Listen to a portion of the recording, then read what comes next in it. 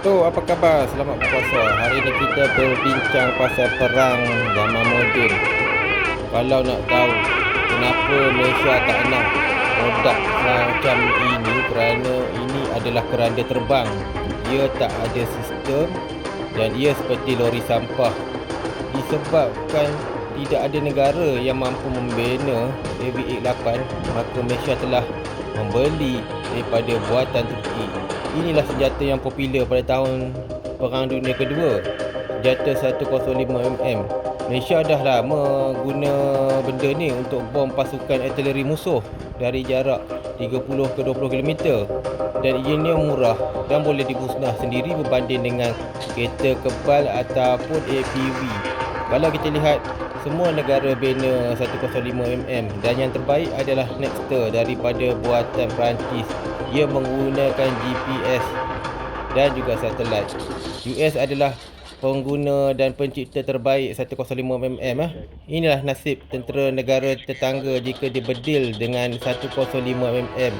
Kalau nak kata mereka ini kebal, tidak juga, kerana 105mm dia datang tanpa suara dan terus kena kepada kasaran dan sasaran musuh. Itulah nasib negara Indonesia dan tetangga seperti negara Indonesia, Thailand jika perang dengan Malaysia.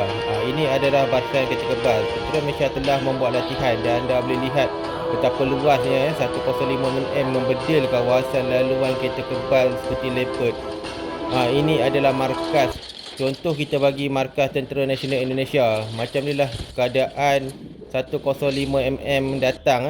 Ia akan memusnahkan keseluruhan kawasan yang dikesan oleh komando ataupun pasukan machinery Malaysia.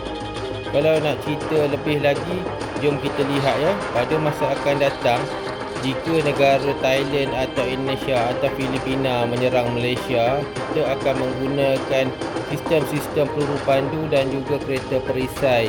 Walaupun askar kita tak ramai, tapi kita akan menggunakan aset yang lebih baik daripada negara lain.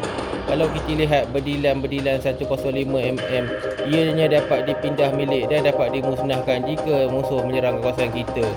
Kalau kita lihat produk Indonesia atau keranda terbang, mereka masih menggunakan taktik Perang Dunia Kedua.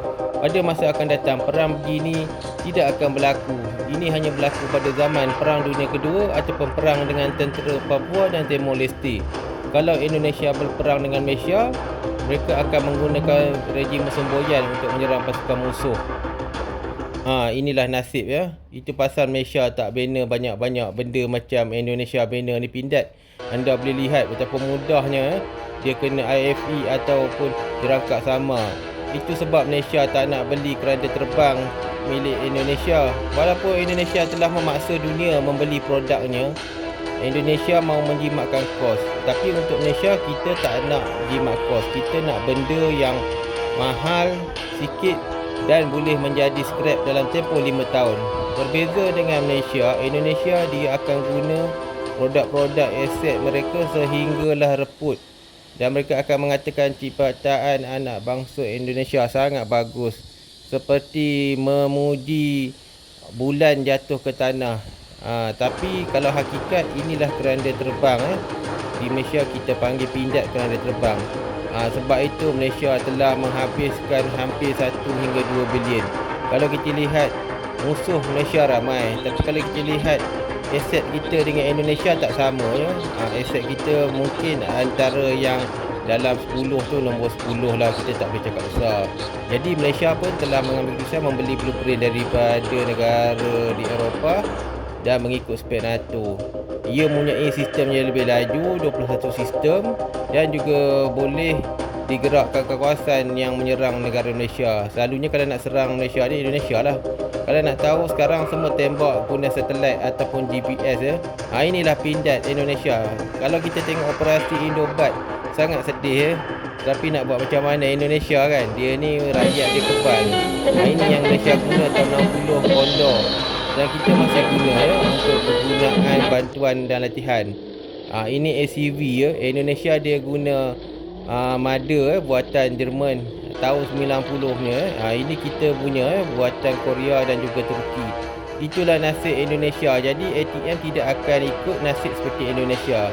Kalau kita lihat kenapa Indonesia bangsa yang selalu kecundang dan kalah, kerana mereka ini lebih mengutamakan politik daripada peperangan. Kecilkan usia remajanya, menjunjung nafsu buah pemimpin. Tentera Malaysia menangkap penceroboh Indonesia. Sangat kasihan sekali wajah-wajah Kecilkan orang usia Indonesia. remajanya, Banyak yang menjunjung menangis nafsu masa buah tu berak pemimpin.